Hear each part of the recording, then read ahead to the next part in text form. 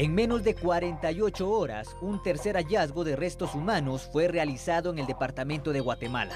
Dentro de bolsas de nylon, vecinos del municipio de San Pedro Ayampuc localizaron las extremidades inferiores y el torso de aparentemente una mujer.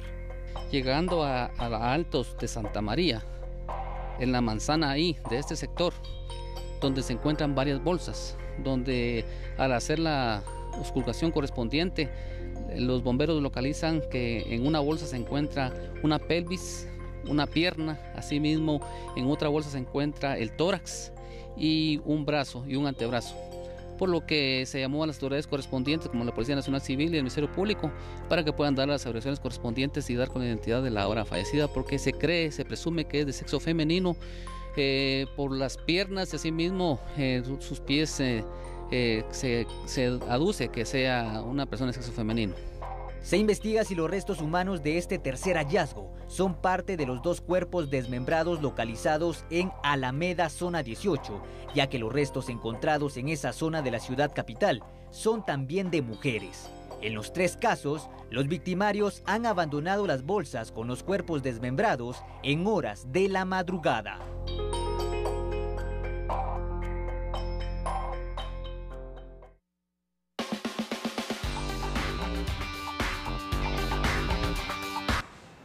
En relación a este tema, mi compañera Beatriz Guillén buscó un experto en psicología para fijar su postura en torno a los macabros hallazgos de este día y nos tiene la información.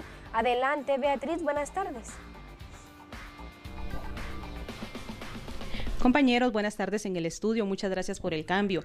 Tras los macabros hallazgos de restos humanos localizados en distintos puntos de la ciudad capital y los alrededores, esto impacta de alguna manera, sobre todo psicológica, en la población.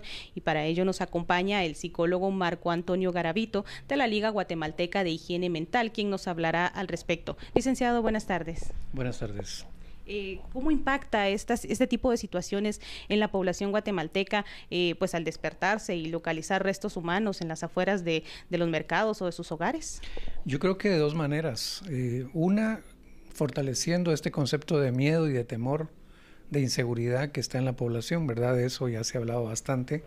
Pero estos hechos sin duda van a reforzar la sensación o el sentimiento de inseguridad que mantenemos.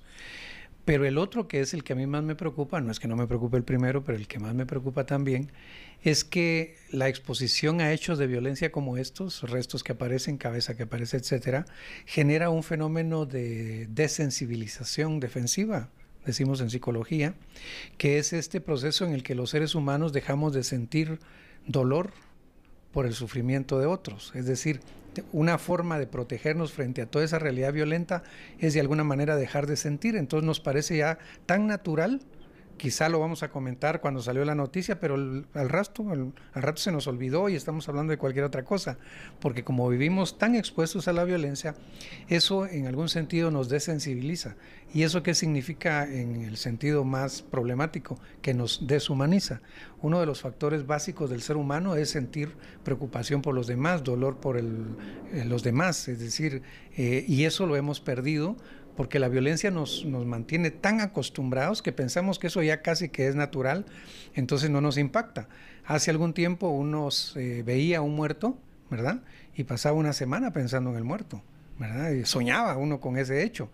Hoy no, hoy lo vemos en la vida real, pero también todos los días lo vemos en los medios de comunicación escrito, en los medios de comunicación visual, y entonces eso nos desensibiliza, y eso es muy delicado porque nos deshumaniza.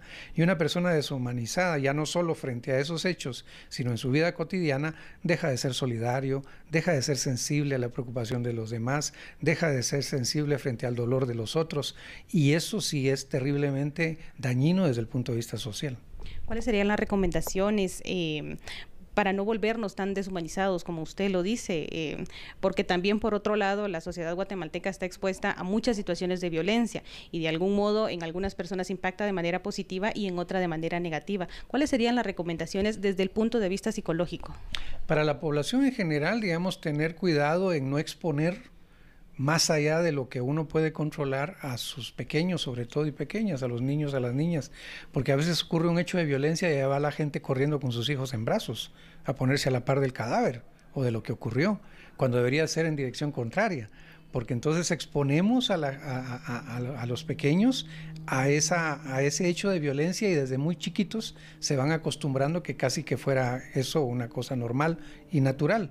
Entonces una recomendación es en eso, tener mucho más cuidado también en qué es lo que los niños, las niñas pueden ver en la televisión, pueden ver en el celular, etcétera, etcétera. Estas han sido las recomendaciones del profesional de la salud mental en relación a los hallazgos de desmembramientos ocurridos en distintos puntos de la ciudad capital. Compañeros, regresamos a Estudios Centrales.